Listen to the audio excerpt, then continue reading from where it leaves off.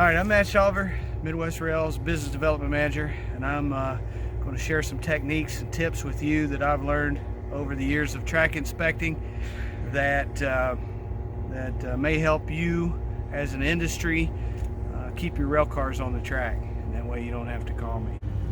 One of the first things you need to be concerned with when you come out on your tracks to inspect is that you are protected. Some industries have D-rails. Make sure you're protected from your main line so nobody can shove in on you. Make sure that your own cars don't roll, and make sure you have all your safety apparatuses up if you have them, or that the handbrakes are set on your cars. One of the most important areas to watch on your spur is a curve. Curves tend to push under load. You have a heavy train coming in and the forces push the rail out. Over the years, if you've deferred maintenance, sometimes you'll find that you'll have multiple ties bad, and then when that train comes through and pushes, you have a perfect scenario where it can fall in. Important aspects of track inspection is knowing your gauge and what it needs to be set at. Railroad tracks in America are set at 4 foot 8.5 or 56.5 inches. You want to make sure your ties are fairly decent. You want to take a look for push. Make sure that your ties aren't pushing outward and they're not cut as we showed you earlier. And then you want to make sure your gauge is 56.5, max 57.5. I wouldn't push it any further than that. Try to keep it between 56.5 and 57.5. Once you get to 57, it's time to start making some remedial actions. I suggest putting ties in, but some temporary fixes could be gauge rod. Throw a gauge rod in, have your contractor come in, fix the area of gauge by tightening the gauge rod and then respiking everything and setting it nice and tight. What else could I say? Now we'll discuss some of the conditions of rail ties, so you know what you're looking for, and you can also know when there is a bad tie.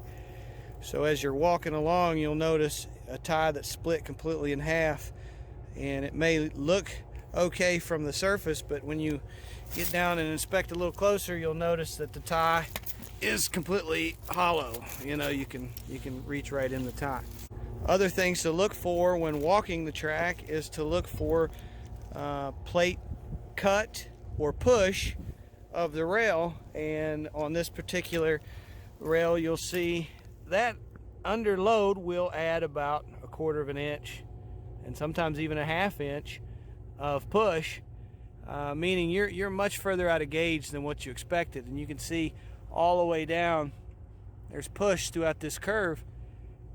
In that same curve, what you'll see is when I put my tape measure down, we have, come up here on the tape, that's 57.5 inch gauge, maybe even a little over 57 5/8. And then when you add the push that I showed you, you'll see the tie or the spike in the tie is pushing out. Over here you got another push, and that is under load almost, so it's 1/4 of an inch, meaning you're almost, 58.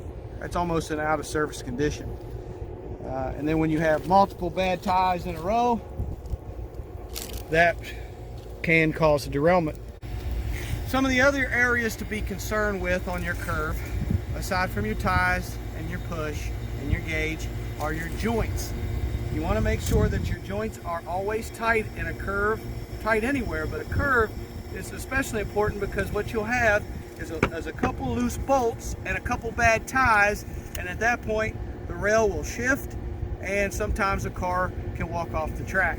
It's focused on your maintenance manager and your plant manager. If you've got a siding and you're not sure what you're even looking at on the rail, some of these tips that I'll share in these videos may help you avoid a derailment and some costly mistakes that some industries incur.